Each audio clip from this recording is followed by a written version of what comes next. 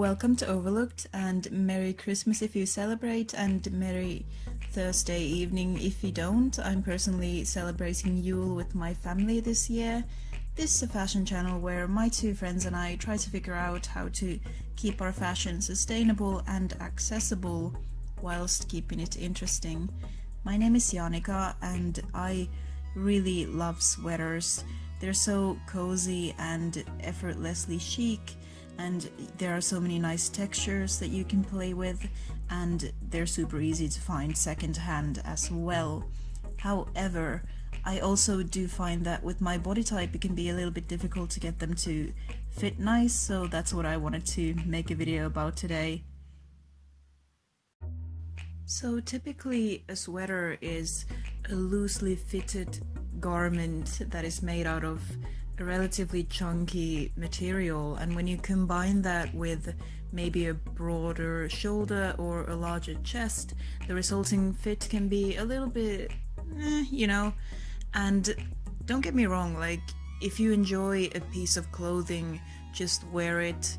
Like, nobody owes it to the world to represent their body in a way that's quote-unquote appealing. I mean, these lazy oaf cardigans kind of make me look like Snork Maiden in my opinion, but I still have two, and I still rock them and enjoy them.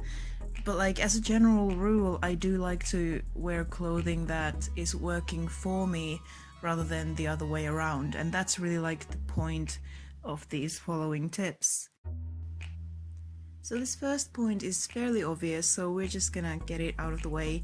If you can find a sweater that's actually form-fitting, congratulations, rarely happens to me. This right here is my first date sweater. I don't even know if it qualifies as a sweater because of the material, but that's what I call it.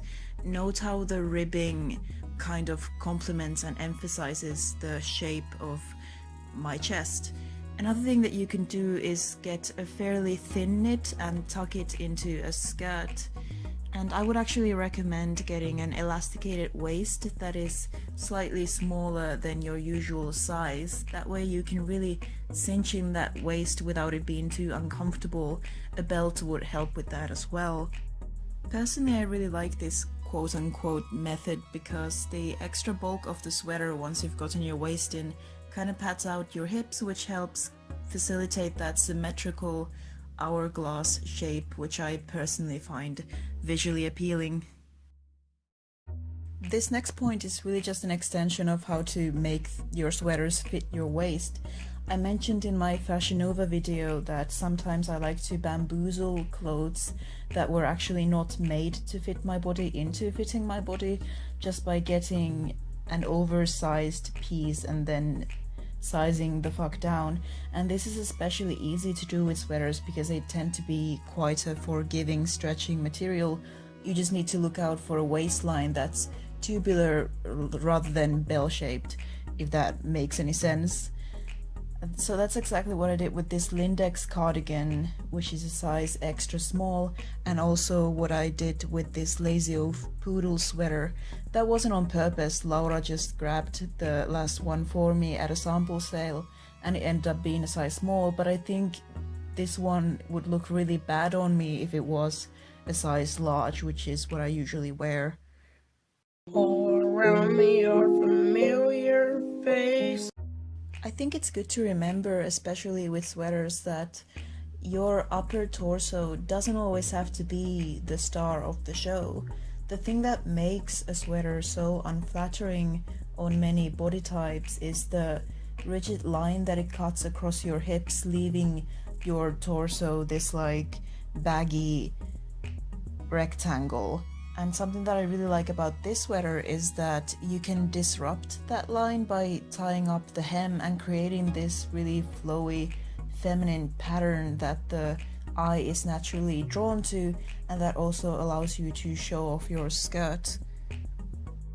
I would imagine that this effect would be pretty easy to DIY as well if you just get a ribbon that's similarly colored to your sweater and make sure that it has a somewhat sparse knit. This H&M sweater is really baggy on me, but I wear it all the time because the neckline makes me feel romantic. Like, I rarely get to feel like I have dainty feminine shoulders, but the mass of pooling fabric around my shoulder line just makes me feel like I do, and it makes me feel pretty.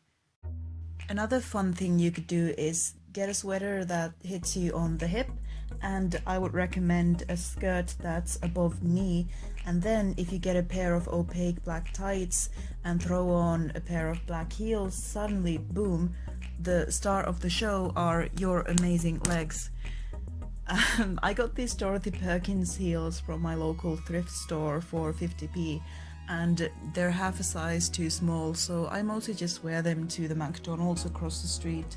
But it's not about impressing anyone in particular, it's about feeling good. I personally feel quite powerful in heels, so that's why it's really enjoyable for me to just prance around in these things, as you can probably tell. Most of us kind of learn over time that emphasizing these features and minimizing these features of my body make me feel my best, and that I think is perfectly fine. But the point that I was going for with this segment is that everything is contextual. The way you frame your shoulders, your hips, your legs is pivotal to how they are perceived, and playing around with that with different pieces and outfit combinations can be really fun and freeing. Manipulating silhouettes is one of my favorite things about fashion, and I'm gonna be definitely making a full video about that sometime in the near future. All around me are familiar faces. And that's all that I had to say to you about sweaters.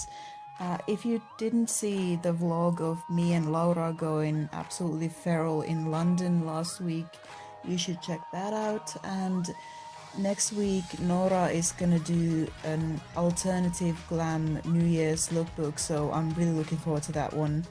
I'll see you all in a couple of weeks. Thank you.